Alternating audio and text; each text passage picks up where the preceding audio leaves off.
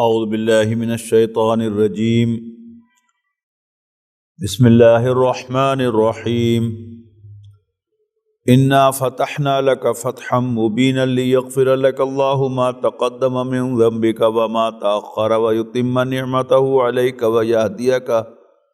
ويهديك صراطا مستقیما وینصرک اللہ نصرا عزیزا هو الذي انزل السکینة فی قلوب المؤمنین لیزدادوا ایمانا مع ایمانہم وللہ جنود السماوات والارض وکان اللہ علیما حکیما۔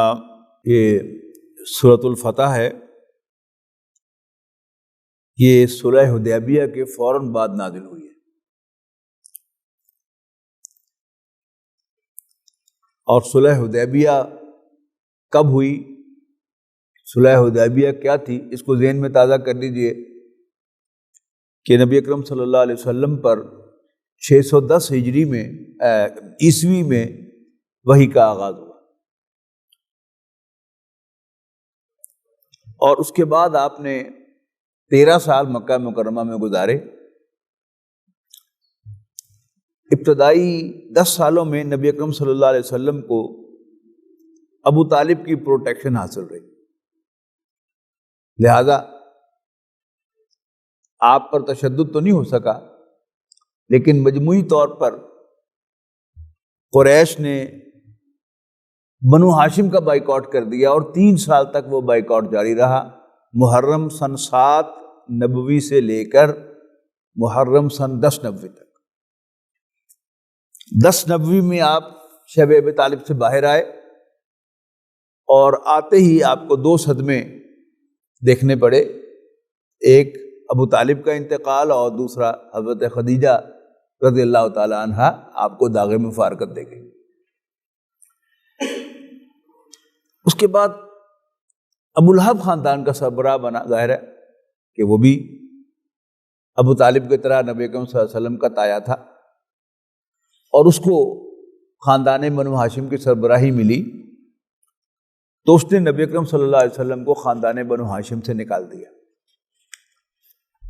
مکہ مکرمہ چونکہ صرف ایک قبیلے کا شہر تھا، وہاں کرشی رہ سکتا تھا یا کرشی کا کوئی حلیف یا غلام، تیسرا کو بندہ نہیں رہ سکتا۔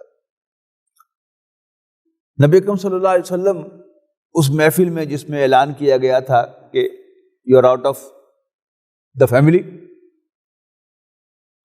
وہاں سے اپنے آزاد کردہ غلام زید ابن حارثہ کے ساتھ اٹھ کر آ گئے مکے سے باہر۔ مکے کے باہر سے نبی اکرم صلی اللہ علیہ وسلم نے 2-3 سرداروں کو پیغام بھیجا، اسائلم طلب کی، لیکن انہوں نے انکار کیا۔ آپ طائف تشریف لے گئے، طائف میں جو کچھ ہوا وہ آپ کو معلوم ہے۔ واپسی پر نبی اکرم صلی اللہ علیہ وسلم کی زبان مبارک پر فریاد آئی، اللہ تعالیٰ کی جناب میں شکوہ آیا کہ یا اللہ، اور یہ پہلا اور آخری شکوہ ہے کہ اے اللہ میں تجھ سے شکوہ کرتا ہوں اپنی قوت کی کمزوری اور وسائل کی کمی اور لوگوں کے حوالے کیے جانے کا۔ ان ریسپانس میں تفصیل سے عرض کر چکا ہوں، نبی اکرم صلی اللہ علیہ وسلم کو معراج کروائی گئی، اور آپ کو اپنے قرب کا احساس دلا کر ری ایشور کیا گیا، تھپکی دی گئی کہ میں تیرے ساتھ ہوں۔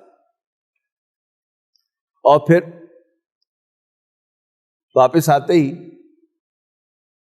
5ویں ماہ میں، یعنی رجب کی 27ویں شب کو معراج ہوئی، that was the end of Rajab. اس کے بعد شعبان، رمضان، شوال، ذی قعدہ اور 5واں مہینہ ذی الحج کا ہے۔ اس ذی الحج میں پورے عرب سے لوگ حج کرنے آتے تھے، مدینے سے بھی 5-6 افراد آئے ہوئے تھے۔ آپ نے رات کے اندھیرے میں ان سے ملاقات کی اور اپنا تعارف کروایا، تو انہوں نے ایک دوسرے کے ساتھ نوٹس ایکسچینج کیے کہ یہ تو وہی معلوم ہوتے ہیں جن کا ذکر یہودی کیا کرتے تھے، آؤ ہم ان سے پہلے ان پر ایمان لے آئے۔ لہذا وہ ایمان لے آئے۔ اس کے بعد انہوں نے فرام مین ٹو مین دعوت دے کر اگلی دفعہ 12 افراد آئے اور انہوں نے نبی اکرم صلی اللہ علیہ وسلم کے ہاتھ پر بیعت کی کہ ہم چوری نہیں کریں گے، شرک نہیں کریں گے، بدکاری نہیں کریں گے، وغیرہ وغیرہ، اور ساتھ ہی رسول اللہ صلی اللہ علیہ وسلم سے درخواست کی کہ آپ ہمیں کوئی قرآن پڑھانے والا عطا کر دیں جو ہمیں وہاں بیٹھے ہوئے قرآن پڑھاتا رہے۔ تو حضرت مصعب بن عمیر رضی اللہ تعالیٰ عنہ کو آپ نے روانہ فرمایا ان کے ساتھ، 1 سال انہوں نے قرآن مجید پڑھایا، لیکن معلوم ہوتا ہے کہ ان کے خون میں اتار دیا، صرف دماغ میں نہیں بٹھایا، دل میں اتار دیا، لہذا وہ شیر ہو گئے۔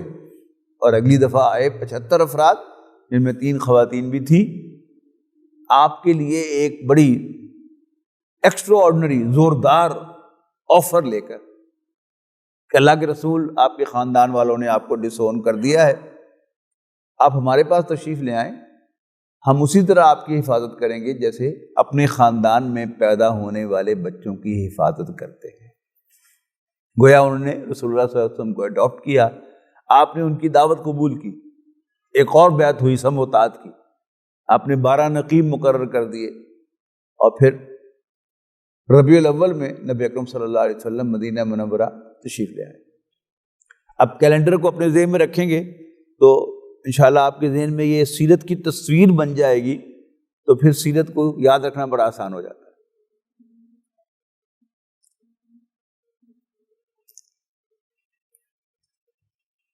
یہ ہے ہجرت کا پہلا سال، 1 ہجری۔ ربیع الاول میں آپ تشریف لائے، پہلے 6 ماہ آپ نے گزارے انٹرنل کنسولیڈیشن پہ، مسجد نبوی تعمیر کی، مسلمانوں کے درمیان بھائی چارہ مواخات قائم کی، اور یہودیوں کے ساتھ معاہدہ کیا، میثاق مدینہ۔ اس معاہدے کا خلاصہ کیا تھا کہ مدینے کے مختلف جو قبائل ہیں وہ انٹرنلی تو اٹانومس ہوں گے، لیکن وہ باہمی جو تنازعات ہوں گے وہ ٹیبل پہ بیٹھ کے طے کریں گے، ان کا پولیٹیکل سولوشن ڈھونڈیں گے، ملیٹنٹ سولوشن نہیں ڈھونڈیں گے، آپس میں لڑیں گے نہیں، اور پھر بھی اگر کسی مسئلے کو حل نہ کر سکیں تو اللہ کے پیغمبر صلی اللہ علیہ وسلم کا فیصلہ آخری ہوگا جو سب کو ماننا۔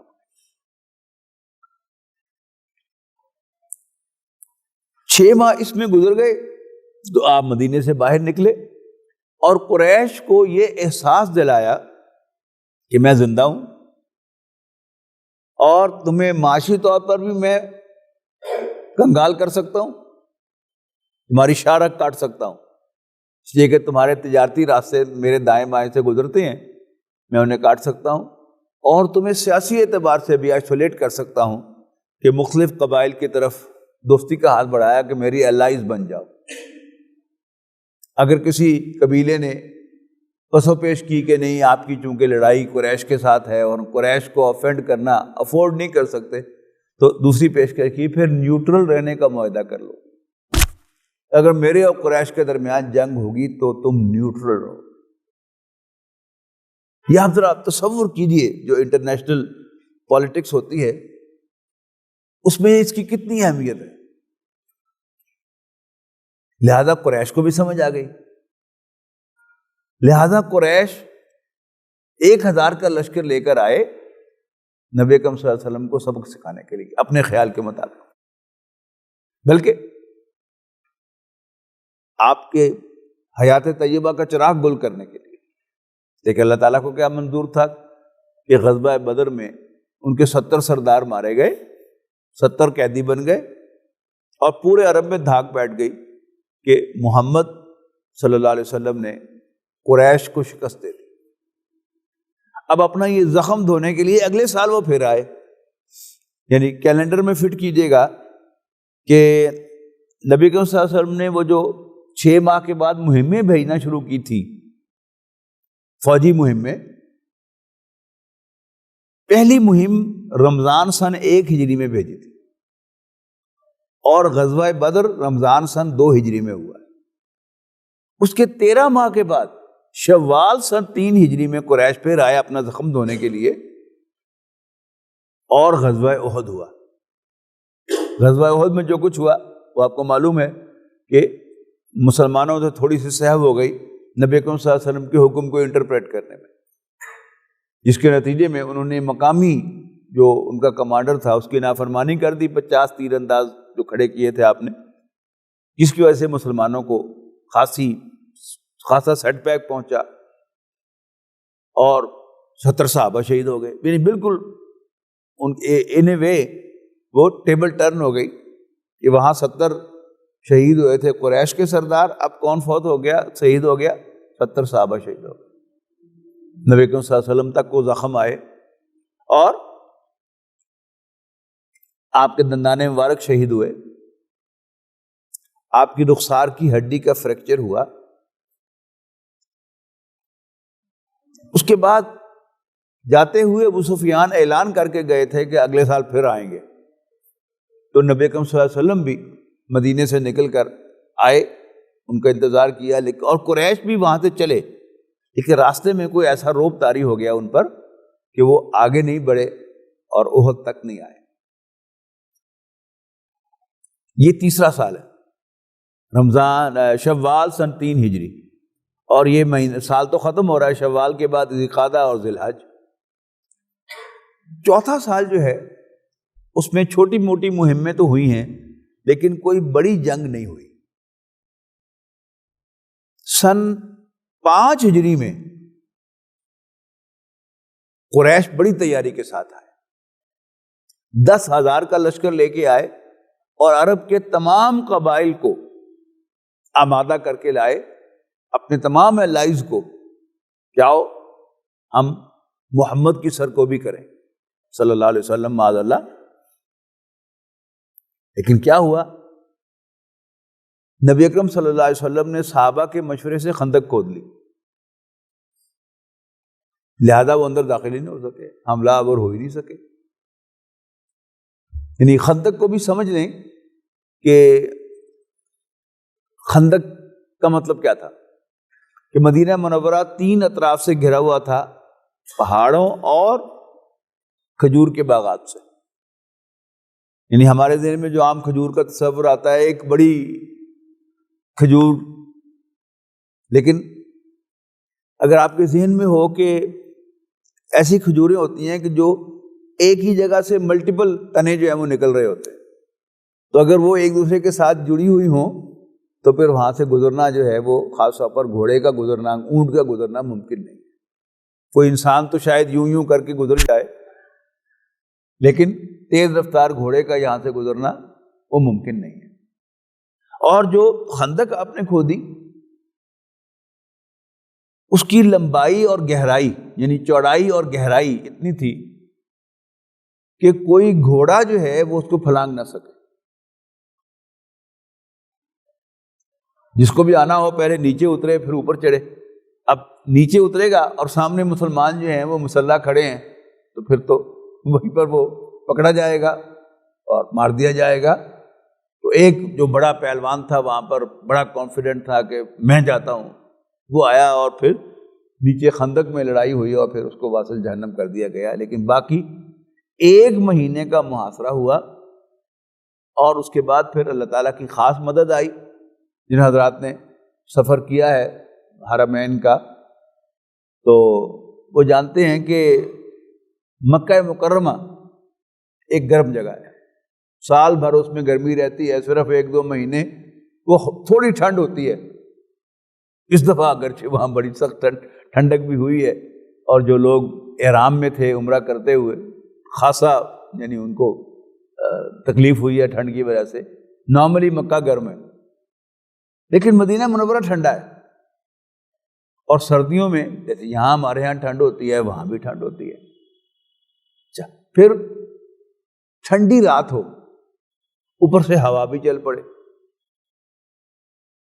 یعنی پچھلے ہفتے میں تھا نا کہ دھوپ نکلی ہوئی تھی لیکن ہوا بڑی ٹھنڈی تھی، اور اگر ویسے بھی موسم سرد ہو اور تیز ہوا بھی چل پڑے تو پھر وہ تو پیس کرتی ہے انسان کے جسم میں۔ پھر ہوا یہ کہ ہوا اتنی تیز تھی کہ وہ خیمے اڑ گئے۔ خیمے اڑ گئے تو ساتھ ہی یعنی 10,000 کے لشکر کا کھانا بن رہا ہے۔ کتنی دیگیں ہوں گی؟ یعنی ہمارے یہاں نارملی بڑی سے بڑی شادی ہو تو اس میں 1,000-1,500 لوگ ہوتے ہیں، لیکن وہ کتنی دیگیں جو ہیں وہ چڑھی ہوتی ہے، اس کا اندازہ لگائیے۔ اور 10,000 افراد کی جو دیگیں ہوں گی وہ کتنی ہوں گی؟ تو وہ جو خیمے تھے وہ آگ تک پہنچے اور ان کو آگ بھی لگ گئی، اور خیموں نے وہ دیگیں بھی اٹھلا دی۔ نتیجہ کیا نکلا کہ صبح ہوتے تک سارا کا سارا میدان صاف ہو گیا اللہ تعالیٰ کی خصوصی مدد سے۔ غزوہ احزاب کے اختتام پر نبی اکرم صلی اللہ علیہ وسلم نے صحابہ کرام کو خوشخبری دے دی کہ یہ آخری موقع تھا کہ قریش تم پر چڑھ دوڑے تھے، اب تم پیش قدمی کرو گے، ان پر حملہ کرو گے۔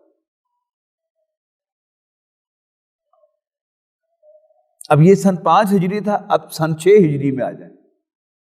سن 6 ہجری میں نبی اکرم صلی اللہ علیہ وسلم نے خواب دیکھا، اور آپ جانتے ہیں کہ نبی کا خواب وہی ہوتا ہے۔ حضرت ابراہیم علیہ السلام نے صرف خواب کی بنیاد پر حضرت اسماعیل کے گلے پر چھری چلائی تھی، لہذا نبی اکرم صلی اللہ علیہ وسلم نے اس کو اللہ تعالیٰ کا حکم سمجھا۔ خواب کیا تھا کہ آپ اپنے ساتھیوں کے ساتھ عمرہ کر رہے ہیں۔ عمرہ کہاں ہوتا ہے؟ خانہ کعبہ میں، مسجد حرام میں۔ نبی اکرم صلی اللہ علیہ وسلم نے اعلان فرمایا کہ میں عمرے پہ جا رہا ہوں، زیادہ سے زیادہ لوگ میرے ساتھ عمرے پہ چلیں۔ مزے کی بات کیا کہ اب سب جانتے ہیں، اس لیے کہ زندگی میں ایک سچے خواب کا تجربہ اللہ تعالیٰ ضرور کرواتا ہے۔ آپ ذرا اپنے ماضی میں جھانک کے دیکھیں، سچا خواب کیا ہوتا ہے کہ آپ ایک سین دیکھتے ہیں اور وہ سین ہو بہو کچھ عرصے کے بعد آپ کو دیکھنے کو ملتا ہے، وہ واقعہ، وہ سچویشن۔ لیکن جب آپ خواب دیکھ رہے ہوتے ہیں تو اس میں پیچھے کیلنڈر نہیں ہوتا کہ یہ واقعہ کب پیش آئے گا۔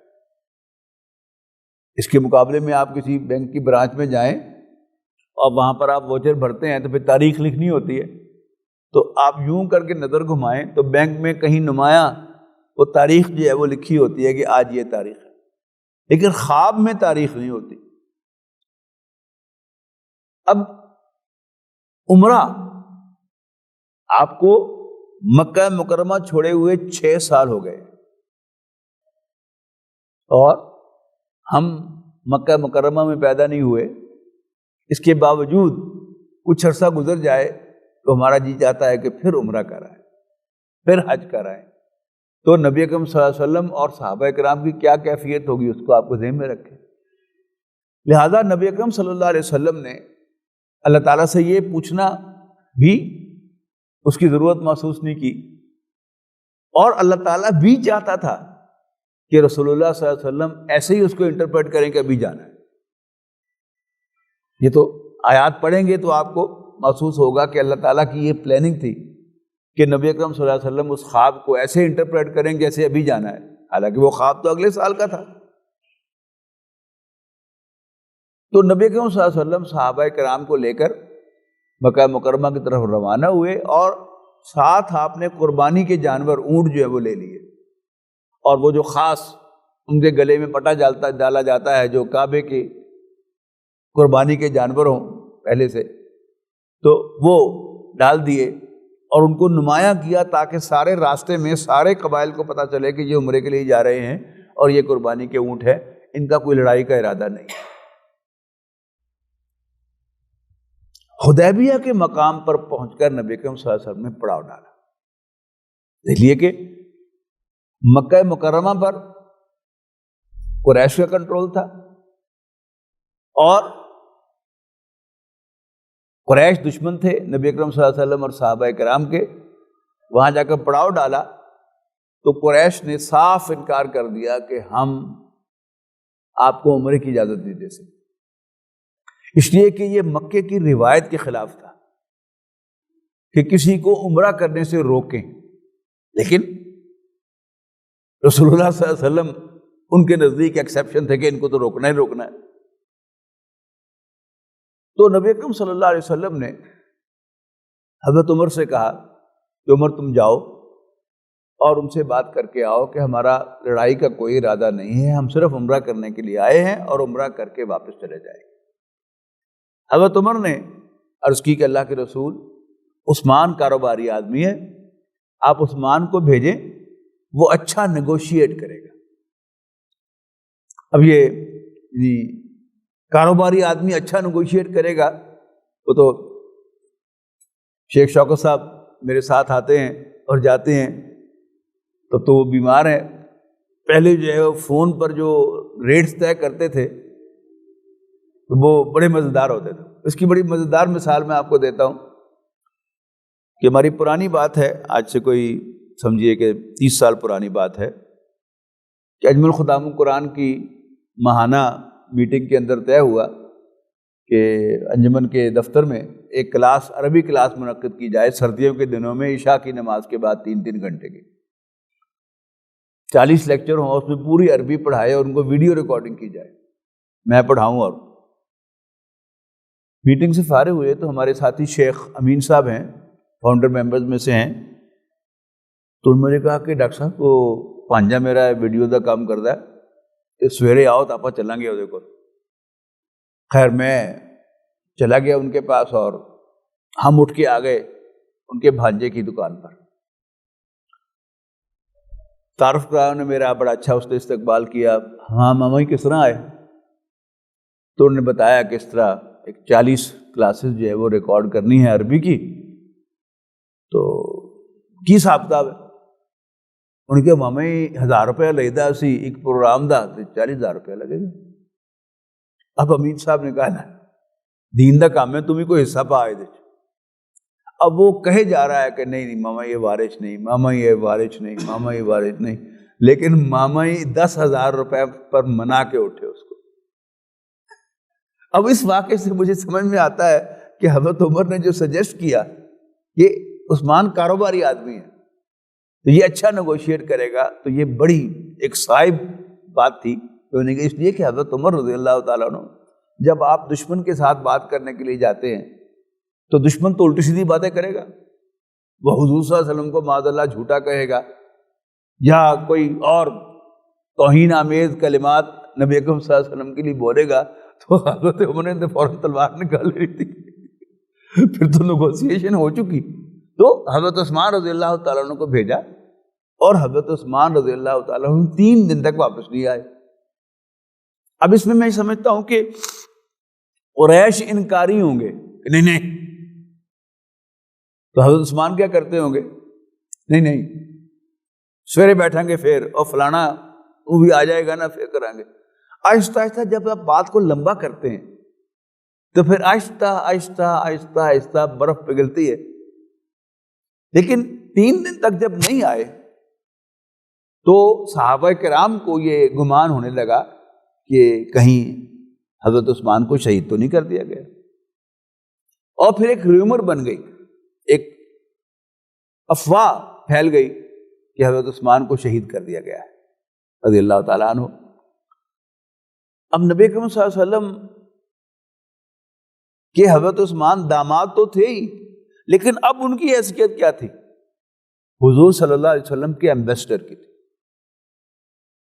لہذا نبی اکرم صلی اللہ علیہ وسلم نے اس کو بڑا سیریس لیا۔ اب پھر دیکھیے گا، یہ عجیب واقعہ ہے کہ نبی اکرم صلی اللہ علیہ وسلم کوئی اقدام کرتے ہیں جو کہ اصول کے خلاف ہوتا ہے، جیسے خواب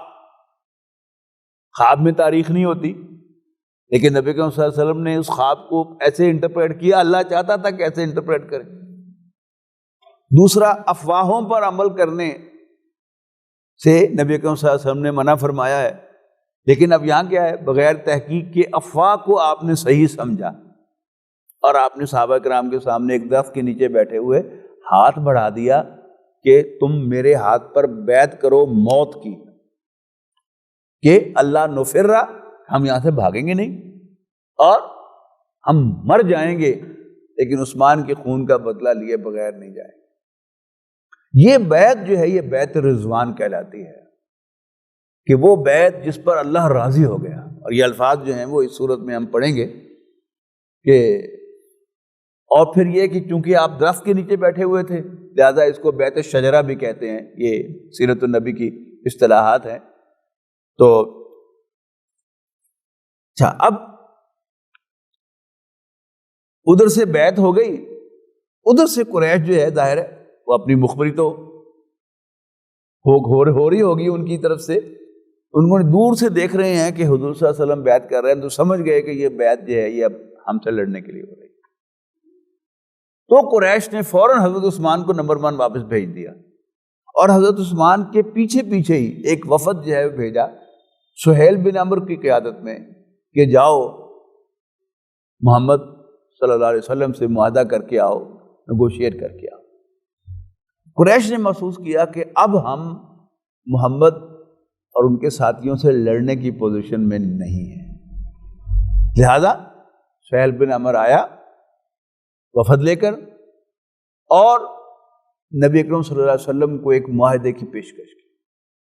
یہ معاہدہ کیا تھا؟ پہلی اس کی جو شک تھی وہ کیا تھی کہ ہم 10 سال تک آپس میں نہ لڑیں، یعنی گفتگو کی نہ کہ ہم نے بدر میں احد میں آپ کے بھی بہت مالی نقصان جانی نقصان ہوا، ہمارا بھی بہت جانی نقصان ہوا، ملا کچھ بھی نہیں، تو ایسا نہ کریں، ہم 10 سال کے لیے معاہدہ کر لیں کہ ہم نہیں لڑیں گے۔ تو نبی صلی اللہ علیہ وسلم موسٹ ویلکم۔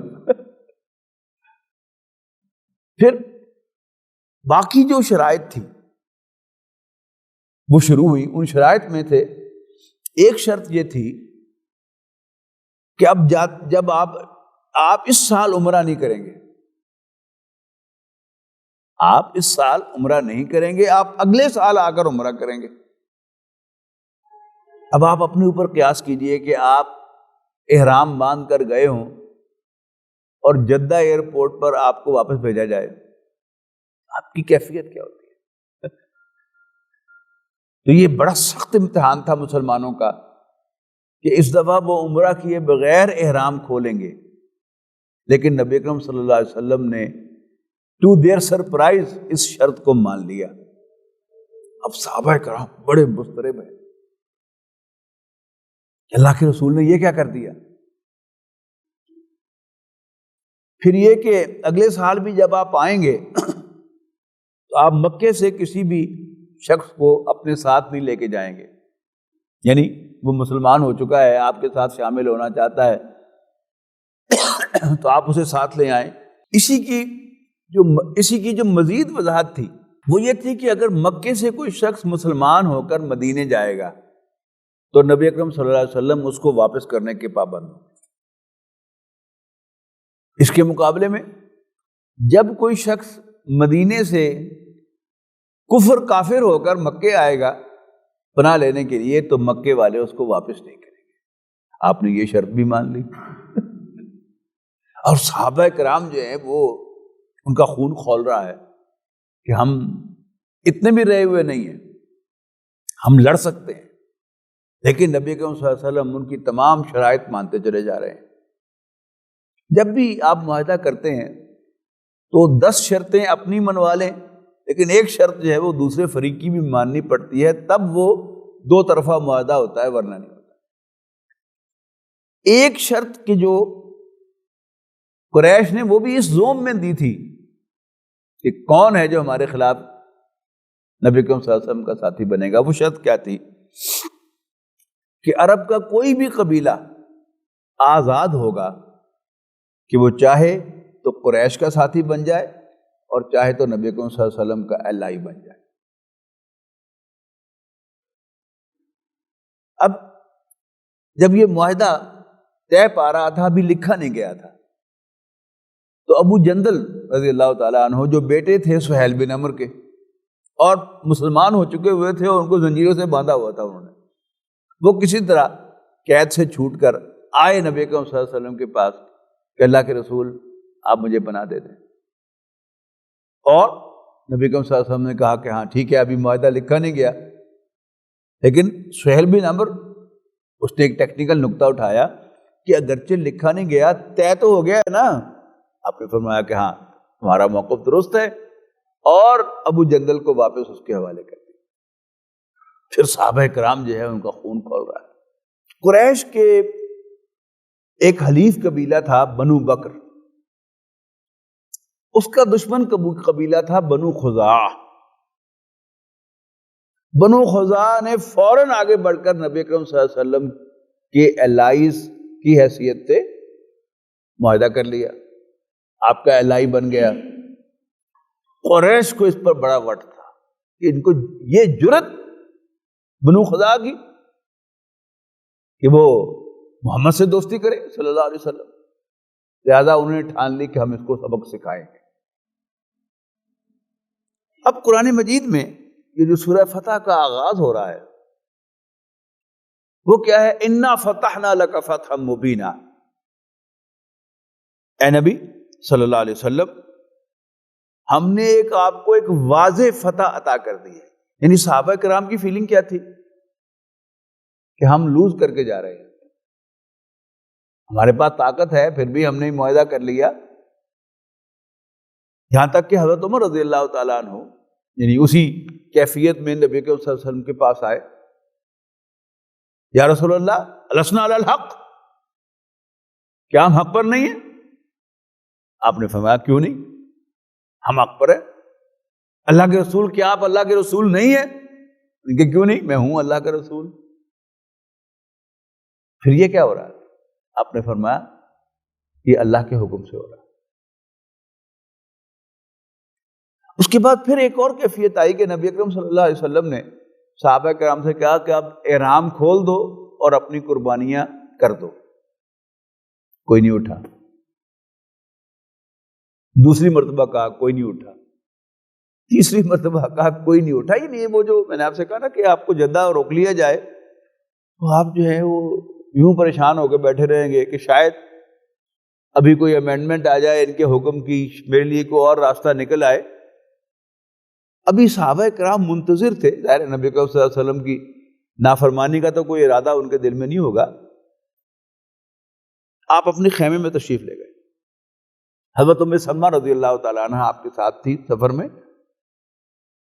انہوں نے کہا کہ اللہ کے رسول آپ کیوں رنجیدہ ہوتے ہیں، آپ خود احرام کھول دیں بس. تو نبی اکرم صلی اللہ علیہ وسلم خیمے سے باہر آئے اور آپ نے اپنی قربانی کے اونٹ ذبح کر دیے اور احرام اتار دیا. تو جو ہی آپ نے یہ قدم اٹھایا تو سب صحابہ نے ایک دم آپ کا ساتھ دیا اور وہ کام کر دیا. اچھا، قرآن مجید نے ہم اس کو فتح مبین کہا ہے. وہ کیا ہے کہ وہی بنو خزاعہ اور بنو بکر اگلے سال یعنی سن 7 ہجری میں نبی اکرم صلی اللہ علیہ وسلم نے وہ جو قضاء عمرہ تھا وہ کیا. سمجھتے ہیں قضاء کا نماز قضاء ہوتی ہے کہ آپ کے ذمے ہے لیکن آپ بعد میں اس کو ادا کرتے ہیں جب ٹائم گزر جاتا ہے. تو جب آپ نیت کر لیتے ہیں کسی عبادت کی، مثلا نفل ہے، آپ نے نفل کی نیت مان لی، کسی وجہ سے آپ کو نماز توڑنی پڑ گئی، تو مسئلہ کیا ہے کہ اب آپ پر وہ 2 نفل پڑھنے واجب ہیں. تو چونکہ عمرے کی نیت کی تھی، احرام باندھا تھا، لہذا وہ عمرہ قضا کہلاتا ہے کہ اب صحابہ کرام نے نبی کریم صلی اللہ علیہ وسلم کی میت میں اگلے سال وہ عمرہ ادا کیا. اب اسی کا وہ جو پری ویو تھا نبی کریم صلی اللہ علیہ وسلم کو خواب میں دکھایا گیا. اب اس عمرہ قضا کے بعد کیا ہوا کہ قریش نے پلان کیا، بنو بکر سے کہا کہ تم بنو خزاعہ پر رات کے وقت حملہ کرو، ہم بھی تمہارا ساتھ دیں گے، ان کو سبق سکھاؤ ذرا. اور ان کے کئی بندے مار دیے. اب بنو خزاعہ والے نبی کریم صلی اللہ علیہ وسلم کے پاس آئے کہ اللہ کے رسول آپ سے دوستی ہمیں بڑی مہنگی پڑی ہے، آپ کیا ہمیں خون بہا دلائیں گے قریش سے؟ تو نبی کریم صلی اللہ علیہ وسلم نے کہا کہ ہاں میں بات کروں گا ان سے. تو آپ نے اپنا ایلچی بھیجا قریش کی طرف کہ تم نے یہ حرکت کی ہے، کوئی شک تو نہیں تھا اس میں، اب بتاؤ کہ تم خون بہا دو گے یا تم نے معاہدہ توڑ دیا. تو قریش کے بڑے سردار اس وقت ابو سفیان تھے. عام جو روایت ہے وہ تو یہی ہے کہ ابو سفیان اس کو فتح کے نشے میں تھے تو کہہ دیا انہیں کہ جاؤ کہہ دو محمد کو ہم نے معاہدہ توڑ دیا. لیکن ابھی حال ہی میں مجھے ایک صاحب نے بتایا کہ کسی کتاب میں انہوں نے دیکھا ہے کہ وہ ایلچی ابو سفیان تک تو پہنچا ہی نہیں تھا، بلکہ اس سے پہلے قریش نے کہا جاؤ جاؤ کوئی معاہدہ شاہدہ نہیں ہے ہمارا. اب جب وہ ایلچی پہنچا مکہ مکرمہ سے واپس مدینہ منورہ اور اس نے آ کر نبی صلی اللہ علیہ وسلم کو بتایا کہ قریش نے مجھے یہ جواب دیا ہے، ادھر سے ابو سفیان یعنی اگر دوسرے لوگوں نے ہی واپس بھیج دیا تھا اسے تو یوں سمجھے کہ ابو سفیان کو خبر ہوئی تو فوراً اس کی تلافی کرنے کے لیے آ گئے، یا یہ ہے کہ پہلے فتح کا ذرا جوش تھا نشہ تھا اب وہ اتر گیا. اب وہ زمین پر آئے اور انہوں نے محسوس کیا کہ ہم تو اب محمد اور ان کے ساتھیوں سے لڑنے کی پوزیشن میں نہیں ہیں. لہذا ابو سفیان چل کر مدینہ منورہ آئے اور منتیں کی صحابہ کرام، جس سے بات کرنے لگتے وہ دوسری طرف منہ کر لیتے، جس سے بات کرنے لگتے وہ تیسری طرف منہ کر لیتے. تو نبی اکرم صلی اللہ علیہ وسلم کے پاس جانے کی تو پھر ان کو جرت ہی نہیں ہوئی، اپنا سا منہ لے کر واپس آ گئے. تو اب نبی اکرم صلی اللہ علیہ وسلم نے اعلان فرمایا، لیکن اس حکم کے ساتھ کہ اس کو خفیہ رکھنا ہے، اس بات کو کہ تیاری کرو، اب ہم مکہ مکرمہ کی طرف پیش قدمی کریں گے. تیاری اندر ہی اندر شروع ہو گئی اور پھر فتح مکہ جو ہے وہ سن 8 ہجری کے رمضان میں فتح مکہ ہو گئی. تو پڑھیے گا ذرا ٹیکسٹ کو، کچھ آیات تو پڑھ ہی لیں. اعوذ باللہ من الشیطان الرجیم، انا فتحنا لک فتحا مبینا، یقیناً ہم نے آپ کو ایک واضح فتح عطا کر دی ہے. یہ کیا ہے؟ صحابہ کرام کے اس بیک گراؤنڈ میں آپ دیکھیے گا کہ وہ سمجھ رہے ہیں کہ ہم ہار گئے ہیں. اللہ تعالیٰ کہ نہیں میں نے تمہیں فتح دے دی ہے. معاہدہ جو ہے جسے تم سمجھ رہے ہو کہ یہ ہم نے لوز کیا ہے، وہ لوز نہیں کیا تم نے، ہم نے تمہیں فتح عطا کر دی ہے. لِيَغْفِرَ لَكَ اللَّهُ مَا تَقَدَّمَ مِن ذَنبِكَ وَمَا تَأَخَّرَ، تاکہ اللہ تعالیٰ آپ کے اگلے پچھلے گناہ معاف کر دیں. ذنب جو ہوتا ہے یہ دم کو بھی کہتے ہیں جو پیچھے ہوتی ہے. تو ذنب کسی معاملے میں شارٹ رہ جانا. دوسری طرف ہمارا عقیدہ کیا ہے کہ نبی معصوم ہوتا ہے، اس کا کوئی گناہ نہیں ہوتا. لیکن اپنے آپ کو نبی صلی اللہ علیہ وسلم کی پوزیشن پر رکھ کے دیکھیے کہ قرآن مجید کی بہت سی آیات گواہ ہیں کہ کہا گیا کہ آپ زیادہ محنت نہ کریں، آپ بالکل صحیح کام کر رہے ہیں، لیکن آپ کو پھر خیال آتا تھا کہ شاید کوئی کمی رہ گئی ہے کہ میں لوگوں کو کنونس نہیں کر سکا، لوگ ایمان نہیں لا رہے. نبی صلی اللہ علیہ وسلم اس کو اپنے اوپر لیتے تھے. اب اسی احساس کو کہ ڈونٹ وری، یہاں صحابہ کرام کی جو کمیاں کوتاہیاں ہیں ان سب کو ری ایشور کیا جا رہا ہے کہ ہم نے تمہیں فتح عطا کی ہے تاکہ اللہ تمہارے پچھلے اگلے سارے گناہ معاف کر دے. وما تاخرہ، اور بعد والے، ویتم نعمتہ علیک، اور اللہ تعالیٰ اپنی نعمت کا تم پر اتمام کر دے. قرآن مجید میں نعمت جو ہے یہ نعمت ہدایت ہے، یاد رکھیے گا. دنیا کا مال، اسباب، اولاد، یہ سب کیا ہیں؟ یہ تو امتحان ہے. نعمت جو ہے وہ ہدایت ہے کہ انسان کے پاس مال ہو اور ہدایت نہ ہو تو پھر کیا ہوگا؟ انسان کے لیے ہلاکت کا باعث بنے گا. اس کو مس یوز کرے گا، اس پر ظلم کرے گا، لوگوں کے اوپر دھونس جمائے گا. اولاد ہے، یعنی آپ نے بیٹے کے پیدا ہونے پر جتنی مرضی خوشیاں منائی ہوں، لیکن اگر آپ اپنے بچے کو ہدایت نہیں دے سکے، اس کو مینرز نہیں سکھا سکے، اور وہ بڑا ہو کر سینہ تان کر آپ کے سامنے کھڑا ہو جائے گا تو پھر آپ کو افسوس ہوگا کہ اوہو. تو اصل نعمت جو ہے وہ نعمت ہدایت ہے.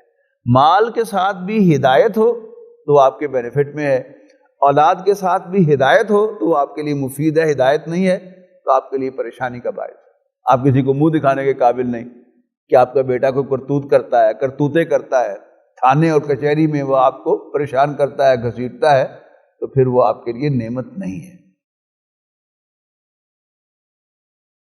وَيَهْدِيَكَ صِرَاطً مُسْتَقِيمًا، اور آپ کو ڈائریکٹ کرے صراط مستقیم کی طرف۔ وَيَنْصُرَكَ اللَّهُ نَصْرًا عَزِيزًا، اور آپ کو زبردست آپ کی مدد فرمائے۔ هُوَ الَّذِي أَنزَلَ السَّكِينَةَ فِي قُلُوبِ الْمُؤْمِنِينَ لِيَزْدَادُوا إِيمَانًا مَعَ إِيمَانِهِمْ، اللہ تعالیٰ ہی تو ہے کہ جو نازل فرماتا ہے تسلی، سکینت، سکون مومنوں کے دلوں پر، تاکہ ان کے ایمان میں اور زیادہ اضافہ کر دے، تاکہ انہیں ایمان میں اور زیادہ بڑھا دے۔ اب صحابہ کرام کی وہ جو تسلی کی جس کیفیت کو یہاں بیان کیا گیا ہے، وہ کیا ہے کہ وہ موت کی بیعت کر رہے تھے نبی اکرم صلی اللہ علیہ وسلم کے ساتھ، لیکن بڑے کانفیڈنس کے ساتھ، بڑے سکون کے ساتھ۔ یعنی آج کی زبان میں کہیں گے کہ وہ اپنے ڈیتھ وارنٹ پر خود سائن کر رہے تھے کہ ہم مر جائیں گے لیکن یہاں سے بھاگیں گے نہیں۔ یہ ان کا کانفیڈنس ہے، یہ ان کا سکون ہے، ان کے دل کا اطمینان ہے جس کے ساتھ انہوں نے بیعت کی تھی۔ لیزدادوا ایمانا مع ایمانہم، تاکہ ان کے ایمان کے ساتھ اور ایمان بڑھے۔ وَلِلَّهِ جُنُودُ السَّمَاوَاتِ وَالْأَرْضِ، آسمانوں اور زمین کے لشکر تو اللہ ہی کے ہیں۔ وَكَانَ اللَّهُ عَلِيمًا حَكِيمًا، اللہ تعالیٰ جاننے والا، حکمت والا ہے۔ لِيُدْخِلَ الْمُؤْمِنِينَ وَالْمُؤْمِنَاتِ جَنَّاتٍ تَجْرِي مِن تَحْتِهَا الْأَنْهَارُ خَالِدِينَ فِيهَا، تاکہ اللہ تعالیٰ داخل کرے مومن مردوں اور مومن عورتوں کو ان باغات میں جن کے نیچے نہریں بہتی ہیں، ہمیشہ ہمیشہ ان میں رہنے کے لیے۔ وَيُكَفِّرَ عَنْهُمْ سَيِّئَاتِهِمْ، اور ان کی برائیاں ان سے اللہ تعالیٰ دور کر دے۔ وَكَانَ ذَلِكَ عِندَ اللَّهِ فَوْزًا عَظِيمًا، اور اللہ کے نزدیک یہی بڑی کامیابی ہے۔ وَيُعَذِّبَ الْمُنَافِقِينَ وَالْمُنَافِقَاتِ وَالْمُشْرِكِينَ وَالْمُشْرِكَاتِ، اور اللہ تعالیٰ سزا دے منافق مردوں اور منافق عورتوں کو، اور مشرک مردوں اور مشرک عورتوں کو، الظَّانِّينَ بِاللَّهِ ظَنَّ السَّوْءِ، جو اللہ کے بارے میں برے برے خیالات دیتے ہیں، ان کو اللہ تعالیٰ عذاب دے۔